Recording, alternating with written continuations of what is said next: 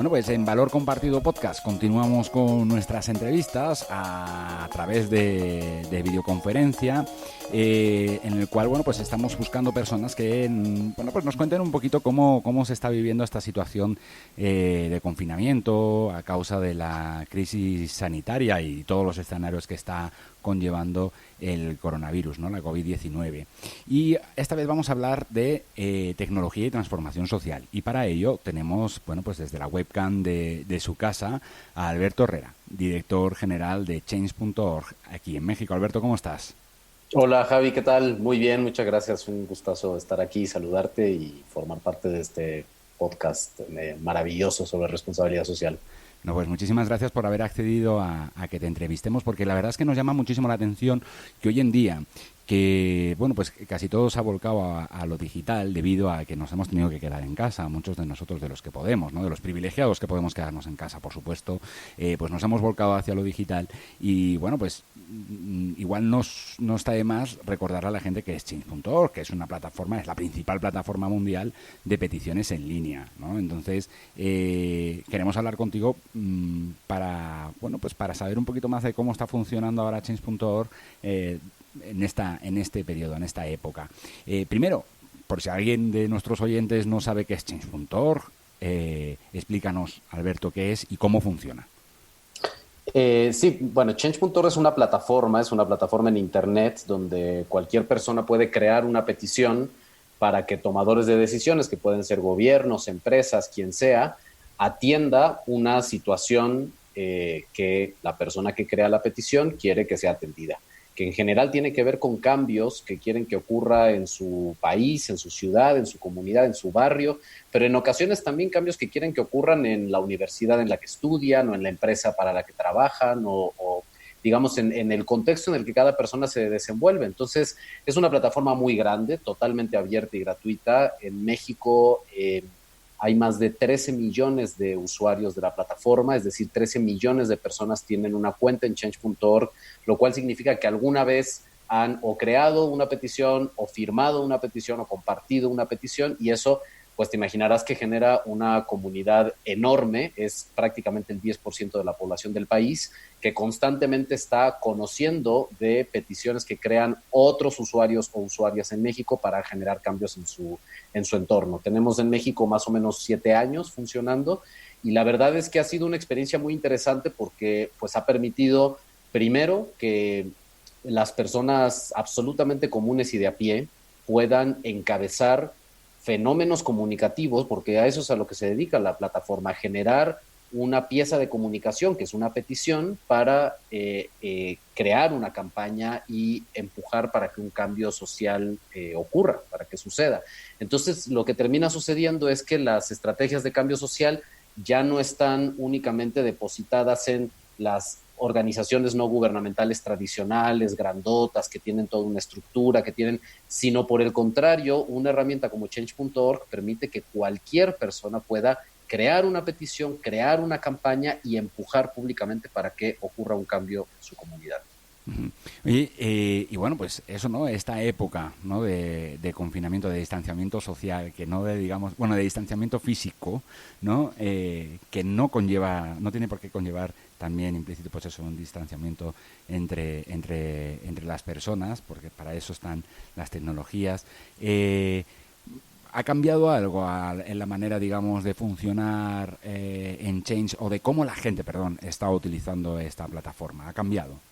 Sí, bueno, digamos, en la parte más operativa nuestra, pues simplemente estamos todos en nuestra casa, ¿no? Tenemos ya más de un mes en todo el mundo, tenemos oficinas en 22 países y todo el mundo estamos trabajando desde nuestra casa, que para serte franco, no es una cosa que nos ha costado tanto trabajo en lo laboral, porque de por sí nosotros trabajamos siempre mucho a distancia y trabajamos mucho a través de videoconferencias. Yo te puedo decir que yo invierto no menos de 3 o 4 horas diarias desde antes de la contingencia pegado a estos sistemas de videoconferencias, hablando con gente de 5, 6, 7, 8 países alrededor del mundo para coordinar estrategias y demás. Entonces, bueno, pues simplemente ahora hay que hacer eso mismo, pero con la gente que trabaja también acá en México. Y sobre la manera en la que está siendo utilizada la plataforma, pues mira, a nosotros nos pasa una cosa que es curiosa, que es un poco el fenómeno que le pasa a plataformas como Zoom de videoconferencias o a plataformas como Netflix, que son espacios digitales y que por ser espacios digitales, no solamente nuestra operación no está en crisis, sino todo lo contrario. Es como si cobráramos todavía más relevancia en este contexto. Yo puedo decirte que nunca antes en la historia de Change.org había habido tal cantidad de usuarios creando y firmando peticiones como los ha habido en estas últimas 3 o 4 semanas en todo el mundo, incluido, por supuesto, el caso de México.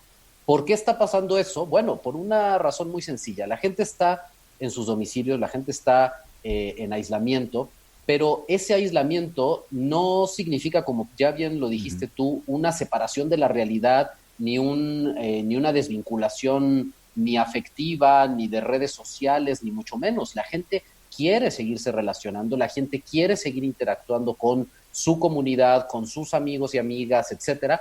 Y parte de las cosas que la gente quiere seguir haciendo es que quiere seguir incidiendo en la realidad. La gente está viendo que allá afuera hay cosas tremendas que están ocurriendo, cosas muy importantes que están ocurriendo, y la gente no es que ahora no tiene nada que decir sobre eso, no, por supuesto que tiene muchas cosas que decir y por supuesto que tiene muchas cosas que exigir y tiene muchas cosas que demandarle al poder político, al poder público, pero también al poder privado, también a las empresas, también a las universidades, etcétera. Puedo decirte que de hecho ahorita, justo antes de comenzar a grabar este podcast, estaba yo revisando en los tableros de métricas de la plataforma de México. En este momento, estoy hablando justo ahorita, el 27% de todo el tráfico de Change.org en todo el mundo se está generando en México. Y se está generando a partir de una petición que tiene que ver con un anuncio que se acaba de hacer desde la Secretaría de Educación Pública, en el sentido de que las clases tienen que continuar por internet para poder cerrar el semestre. Y claro, hay miles y miles y miles de personas. Estoy hablando de que esta petición se creó hace como 5 horas y acaba de rebasar las 100,000 firmas de gente que está diciendo no nos pueden obligar a cerrar un semestre por internet cuando en las comunidades no hay ni siquiera agua potable, no hay electricidad, y este plan, por lo tanto, pues no tiene un componente de factibilidad elemental. Entonces, ejemplos como ese, en las últimas 4 semanas, olvídate, para aventar para arriba peticiones, muchas de ellas que han logrado su objetivo, otras que continúan todavía vigentes, pero en definitiva, muchísima gente que está haciendo un esfuerzo por levantar la voz, por expresar su estado de ánimo y por pedir cambios en medio de esta contingencia. No, está clarísimo que si algo está provocando, digamos, esta pandemia, la crisis sanitaria, por supuesto, está conllevando muchos escenarios y está resaltando, ¿no?, algunas situaciones como, por ejemplo, puede ser la brecha digital, ¿no?, que existe en este país. O sea, las vulneraciones, ¿no?, que sufren muchas personas en un país como México y en otros lugares del mundo, por supuesto, también están sucediendo, ¿no? Y entiendo que, claro, pues eso está llevando a que la gente, bueno, pues quiere incidir más, ¿no? Para que, digo, el día lunes entrevistábamos al CEO de una empresa tecnológica que decía, claro, esto nos puede ayudar a democratizar mucho más, pero claro, para democratizar mucho más a la sociedad, pues nos hace falta que todo el mundo tenga acceso a las nuevas tecnologías. Claro, eso está claro. claro. Y al final, perdóname la interrupción, Javi, pero al final piénsalo de esta manera: cuando la gente sale a manifestarse a las calles por cualquier razón de tipo social, político, económico, lo que sea, en realidad esa manifestación no es otra cosa más que una acción comunicativa, es una acción de comunicar. Lo que está haciendo la gente es, a través de salir a la calle y de marchar, comunica algo. Bueno, el Internet hace lo mismo, nada más que lo hace desde otro lado. Es decir, el Internet permite que los mecanismos de comunicación existan, pero que existan con más personas de manera simultánea, desde más lugares alrededor del mundo y en una compresión de tiempo fenomenal. Es decir, tú puedes tener un evento que está ocurriendo en este momento y a la gente manifestándose segundos después. Entonces, eso no significa que las manifestaciones callejeras no valgan. Lo que significa es que hay nuevos mecanismos, nuevas herramientas que se suman a la forma en la que la sociedad se expresa, y afortunadamente estas herramientas que tienen que ver con lo digital no tienen que inhibirse por una condición de aislamiento como la que tenemos en este momento, y por eso es que me parece la existencia de una plataforma como Change.org es particularmente pertinente en un momento en el que la gente no puede precisamente salir a las calles a manifestarse y a externar su estado de ánimo sobre distintas cuestiones. Bueno, lo has comentado, más de un cuarto, digamos, de las de los números que maneja Change actualmente a nivel Change.org a nivel mundial proceden, ¿no?, de la actividad que sucede aquí en México. En este momento, el día de hoy en particular, porque por esta cuestión que acaba de suceder en la Secretaría de Educación Pública, y bueno, de pronto también puede ser que mañana en Francia ocurra alguna cosa, claro, que a la gente la haga explotar en el uso de estas herramientas y pues obviamente todos estos indicadores van cambiando, ¿no? Pero lo que sí te puedo decir es que el nivel de, digamos, de uso que tiene la plataforma en México es uno de los más altos que hay en el mundo. Oye, y relacionado con el tema de bueno, pues de la situación que estamos viviendo ahora, ¿no?, de la mano de la COVID-19, ¿qué inquietudes están mostrando los usuarios de Change.org? Mira, es súper interesante, Javi, porque son muchísimas las peticiones que se han creado. Estamos teniendo un promedio de 1,000 peticiones por semana que abordan diferentes temas de todo tipo. Ahora, yo si tuviera que hacer un ejercicio, digamos, un poco por... Sí.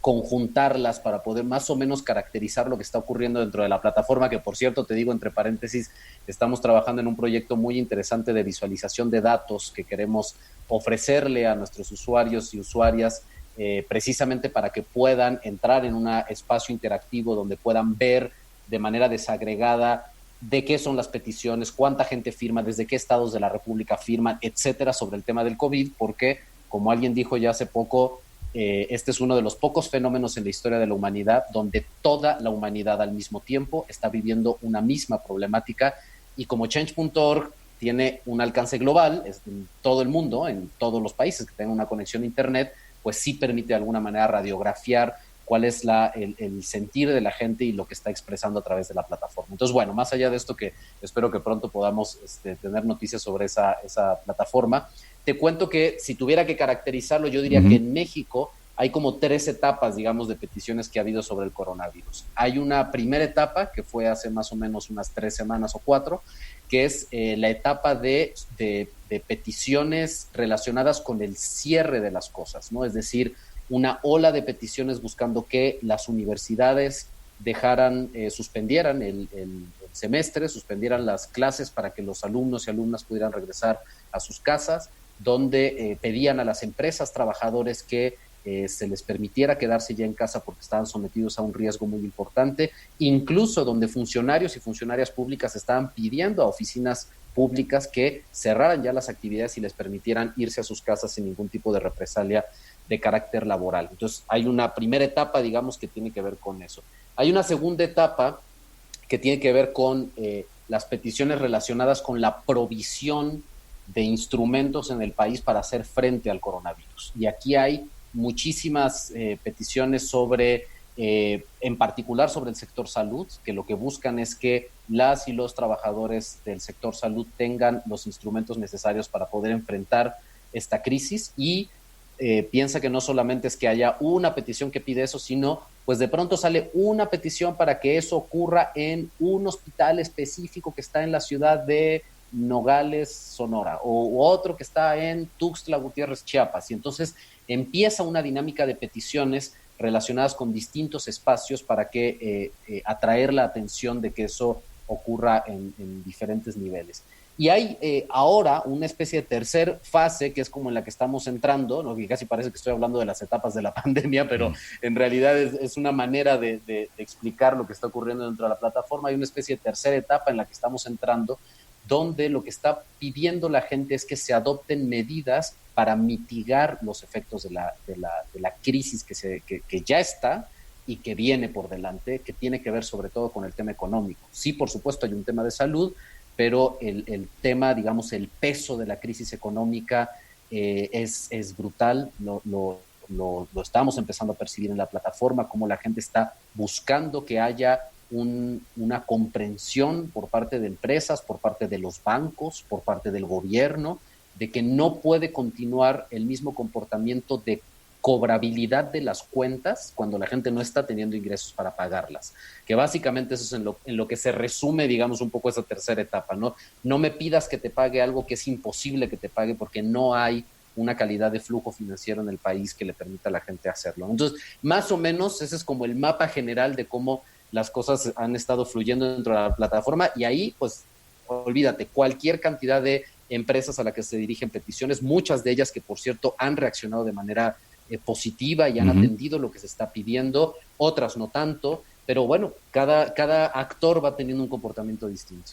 Sí, por ahí te quería preguntar también eso, ¿no? O sea, ahora que se ha destapado esta tercera etapa, ¿no? Involucrada mucho, pues eso, ¿no? Por las inquietudes en torno al mundo laboral, económico. ¿Qué tipo de peticiones se están haciendo al mundo de los negocios, al sector de las empresas? Sí, mira, te cuento algunos casos concretos de peticiones grandes que han habido. Una de las primeras que yo creo que refleja muy bien el sentir, digamos, de la gente sobre la primera etapa era una petición que se dirigía a distintas cadenas de supermercados para que las personas de la tercera edad que trabajan empacando las cosas, que bueno, todo el mundo los hemos visto, que de por sí es gente con un altísimo nivel de desprotección en términos laborales, porque lo que ellos hacen es laborar, es decir, no es un voluntariado, por más que se plantee como un voluntariado, no es un voluntariado porque son personas que están sujetas a un horario, a condiciones específicas laborales, en ocasiones con uniformes, con instrucciones determinadas, etcétera. Bueno, de por sí, con el nivel altísimo de exposición a esa precariedad, pues ahora, digamos, esa vulnerabilidad se multiplica porque, como sabemos, pues el grupo de personas mayores de 60 años son una población particularmente en riesgo en esta contingencia del coronavirus. Entonces, alguien creó una petición para que los supermercados no solamente le pidieran a los empacadores que regresaran a sus casas, sino que además les dieran una ayuda económica para que lo pudieran hacer, porque el tema no es simplemente decidir quedarse en casa, sino que sea posible quedarse en casa, ¿no? Entonces comenzó primero, no recuerdo ahorita la secuencia exactamente, pero empezó una cadena de supermercados diciendo que sí, y después le siguió otra, y después le siguió otra, y después le siguió otra, y ahorita prácticamente todos los supermercados han tomado la decisión de que las personas de la tercera edad se vayan a sus casas con distintos esquemas de ayuda. En algunas ocasiones los esquemas de ayuda son despensas que les da el supermercado, en otras ocasiones han sido directamente ayudas económicas, en ocasiones hubo dinámicas que hicieron los supermercados como por X cantidad de propinas que recibieran ellos lo iban a duplicar. Cada quien tuvo un esquema diferente, digamos, pero lo que fue muy interesante es que las cadenas de supermercados al final escucharon que había un llamado ciudadano a que las cosas ocurrieran de esta manera y finalmente aceptaron. En el segundo segmento, digamos, de peticiones relacionadas con que haya como provisión, digamos, de todos los materiales necesarios y que la gente pueda estar en condiciones de seguridad, y si no, pues que se vayan a su casa. Tenemos peticiones, bueno, un montón de ellas, que lo que piden es que determinadas empresas, particularmente con Grupo Salinas, es uno de los casos, digamos, más emblemáticos, porque el propio Grupo Salinas de manera abierta ha expresado su postura de que las actividades económicas tienen que continuar con normalidad, y esto ha generado una reacción en sus trabajadores y trabajadoras, que lo que han pedido es o que haya condiciones de seguridad sanitaria en los centros de trabajo o que les permitan regresarse a sus casas. Y lo mismo tenemos otros ejemplos de call centers, por ejemplo, o sea, te puedes imaginar el nivel de saturación en el que trabajan las y los operadores de call centers, que normalmente están en espacios sumamente hacinados, y algunos de ellos que no habían todavía detenido sus operaciones, ¿no? Y por último, te cuento en la parte más económica, pues una petición que también fue muy grande, que estaba dirigida a los bancos, ¿no? Que es un sector particularmente relevante para todo esto, porque pues en el momento en el que la gente tiene créditos contratados con los bancos, pues una de las principales obligaciones de pago que tiene la gente es precisamente el pago de los créditos a los que están obligados a pagar en los bancos, y si no los pueden pagar un mes, 2 meses, 3 meses, pues terminan en el buró de crédito con una serie de implicaciones muy importantes. Una petición es una petición enorme, tiene más de 150,000, 200,000 firmas, y finalmente lo mismo, prácticamente todos los bancos. Empezó, si no me equivoco, Banorte, y de ahí se siguió con Scotiabank y con HSBC y demás, y ahora prácticamente toda la banca mexicana ha aceptado que no se pague por cada quien diferentes condiciones, pero más o menos por 4 meses los créditos que la gente tiene comprometidos. Entonces, bueno, solo para contarte algunos ejemplos de peticiones concretas. Sí, yo creo que yo animaría a las personas que nos están escuchando, que están escuchando este podcast, que entren en la plataforma de change.org y van a ver, pues eso, ¿no? Un montón de peticiones. Ahora estaba viendo una de apoyo económico, bueno, de alguna manera a los pequeños comercios, ¿no? ¿no? En cuanto a, bueno, pues que se les condone durante un tiempo el pago de la luz, ¿no? Y de algunos servicios. O sea, hay multitud y yo lo que quería preguntarte, porque creo que mucha gente se queda en que, en Change yo hago una petición en línea, la compartimos en redes, se viraliza, ¿no? Algunas en mayor o en menor medida, pero se van comunicando en redes sociales y ahí la gente pues va clicando para, en determinados canales para firmar esa petición y tal. Pero hay una parte que creo que no queda del todo clara y es cómo esa petición llega a esos tomadores de decisión que comentabas al principio, ¿no? Por ejemplo, a las empresas, ¿no? ¿Cómo se ocupa Change.org de que esas peticiones, decirle al sector implicado, a la empresa implicada de, hey, que te están llamando, que te están hablando, que te están pidiendo algo? Claro. Bueno, por los mismos mecanismos a través de los cuales se crea una petición, que es básicamente el Internet, las redes sociales y los canales digitales de comunicación. Cuando una persona crea una petición es muy fácil. Entras a change.org, ahí hay un botón rojo que dice iniciar una petición. Uh-huh. Cuando das clic ahí, la plataforma te va a pasar por 5 preguntas. Cuando tú vas respondiendo esas 5 preguntas, al final te aparece tu petición tal cual con un link y tú ese link lo empiezas a compartir en redes sociales. Bueno, una de las preguntas que se te hace cuando vas a crear tu petición es ¿quién es la persona que podría tomar la decisión a favor de tu petición? Y entonces ahí uno tiene que identificar, pues mira, es el gerente de compras de la empresa fulana de tal, o es el subsecretario de Educación de la Secretaría de Educación Pública. Y entonces ahí puedes poner su correo electrónico y puedes poner su cuenta de Twitter además, para que cada vez que la petición se comparte en Twitter, a él le llega una notificación vía Twitter de que esa petición existe y se está compartiendo.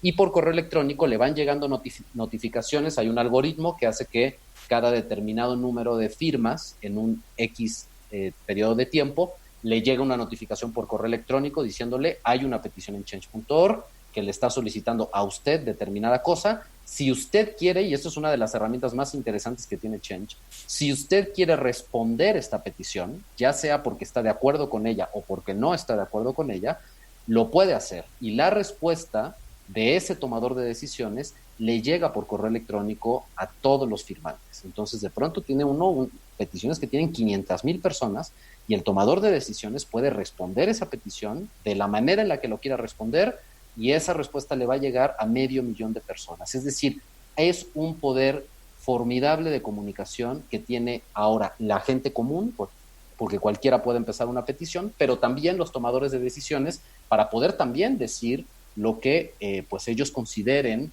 en función de lo que se les está pidiendo. Lo que nosotros queremos es que haya un diálogo entre tomadores de decisiones y gente que crea las peticiones sobre las causas o los componentes que la gente quiere que se atiendan. No, incluso hasta puede ser, digamos, una vía para que aquellas empresas que ya están apostando también incluso por el activismo, ¿no?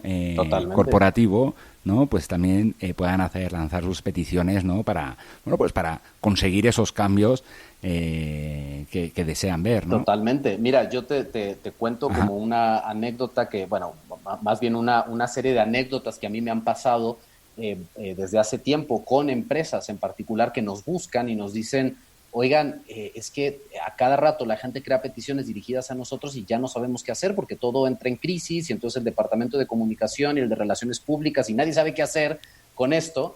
Y nosotros lo que siempre les respondemos es que es muy importante que tengan una transformación de paradigma de sus formas de comunicarse con la sociedad. Es decir, esto ya no se trata de pagar por un anuncio de televisión y con eso convenzo al público. Es que no funciona de esa manera. La época digital es una época dialéctica, es una época conversacional. La gente pide cosas, el poder, las empresas, los tomadores de decisiones tienen que responderle a esas cosas que están pidiendo. Y entonces siempre se tiene que responder a favor. No, por supuesto que no. A veces se piden cosas que son insensatas.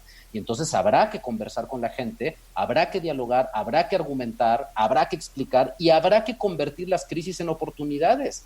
Y entonces en ocasiones si una empresa acepta determinada cosa que se le está pidiendo por un sector muy amplio de la población, pareciera que podría tener un cierto costo por aceptar algo, pero en realidad comunicativamente y en términos de publicidad e incluso en términos de mercadotecnia puede estar metiendo un golazo, porque la gente lo que percibe es que esa marca, es que esa empresa está escuchando y es sensible a lo que la gente le importa. Hoy en día una empresa no solamente se puede destacar por aquello que obtiene como réditos privados, como generación de utilidades, como ganancias para ser cada vez más grande y más fuerte. Una empresa hoy en día se valora por los bienes públicos que construye, por los bienes públicos que crea. La gente tiene una buena impresión de una empresa que genera bienes públicos y eso es lo que tiene que lograr explicarle a la gente a través de este diálogo que puede ocurrir a través de herramientas del estilo de Change.org. No, porque otra cosa también que ha saltado a la luz y es que ahora también,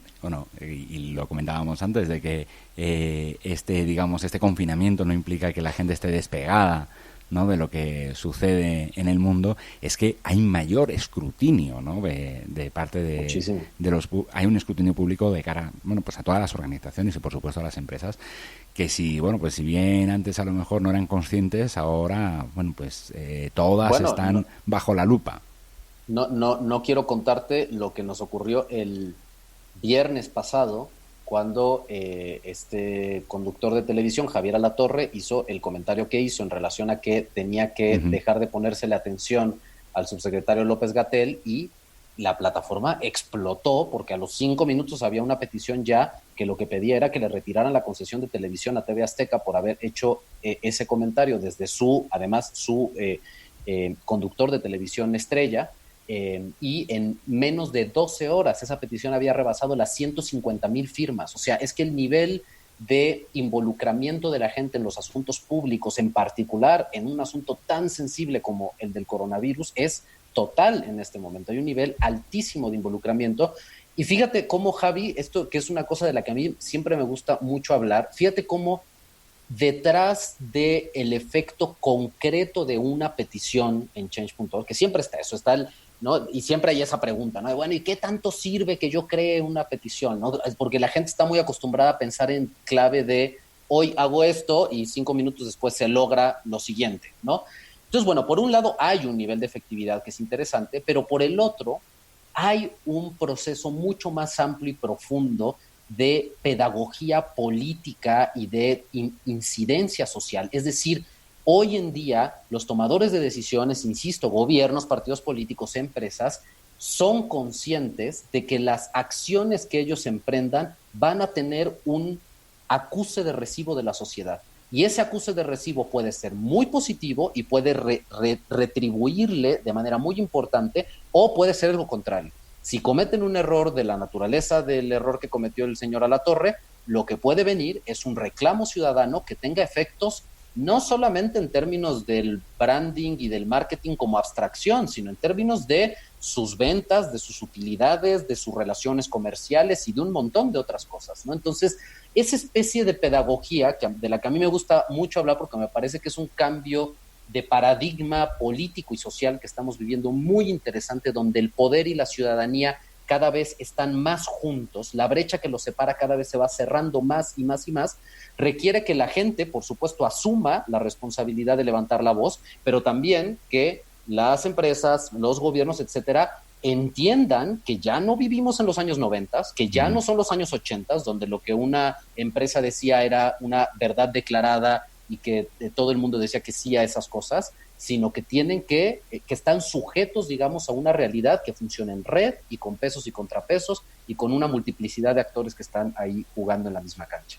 Por curiosidad, llevan 7 años funcionando aquí en México. En change.org, en la plataforma, bueno, pues se han visto peticiones de toda índole. Ahora hemos hablado de las relacionadas con el coronavirus y todo lo que conlleva. La vida sigue. Me imagino que seguirán con peticiones, no sé si mencionarlas así, as usual, ¿no?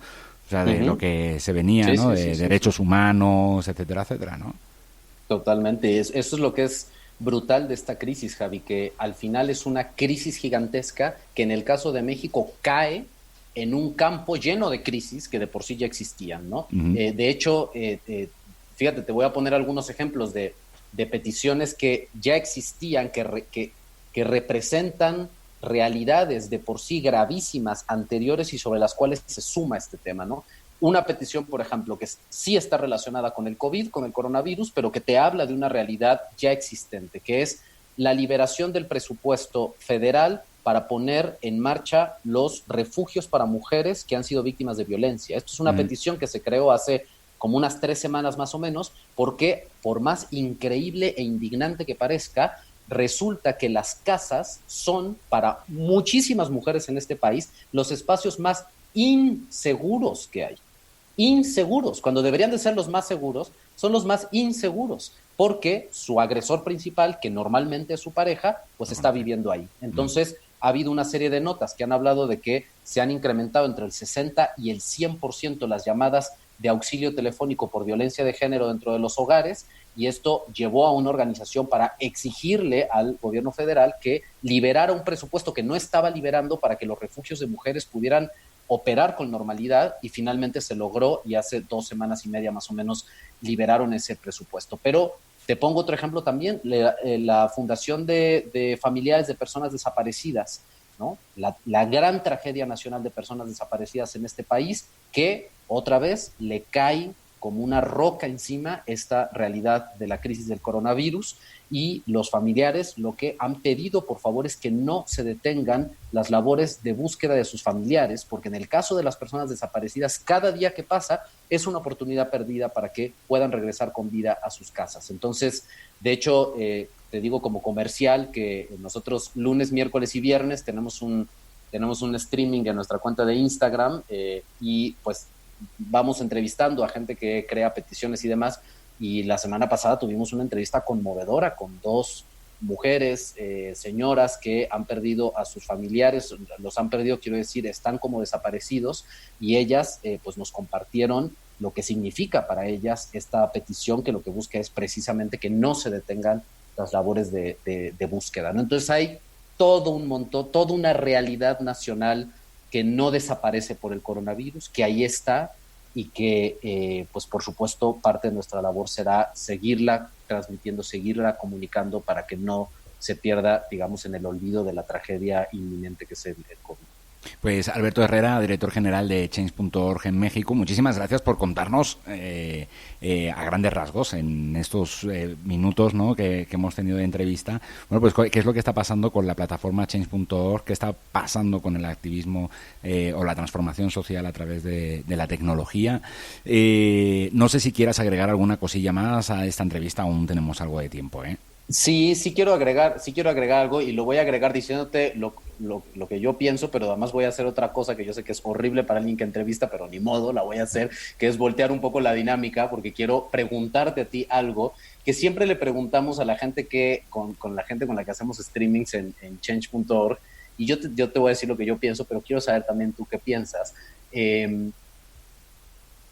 ¿Crees que después de la contingencia del coronavirus el mundo va a ser igual a como era antes? Es decir, hay gente que tiene esta nostalgia de decir, ya por favor que se acabe esto porque ya hay que regresar a la normalidad, dicen, ¿no? Y entonces, como yo siempre me pregunto, ¿y realmente queremos regresar a la normalidad, entre comillas, que teníamos antes de esta crisis? Entonces, te quiero nada más preguntar eso y ahorita te digo yo qué pienso. Bueno, yo creo que claro, han surgido muchas reflexiones de que por qué estamos así ahora, ¿no? Y como que, bueno, yo lo veo como esto del coronavirus como cuando éramos pequeños y jugábamos a los detectives, y uno de los juegos, una de las dinámicas era la de escribir en tinta invisible, y el coronavirus ha sido como ese reactivo que le aplicabas al papel para que salieran de nuevo. Todo estaba ahí, ¿no? Todo estaba ahí, pero nos está poniendo a reflexionar y a ver, y nos está poniendo sobre los ojos, ante nuestros ojos, bueno, pues situaciones que en muchas ocasiones pensamos, bueno, si hemos llegado aquí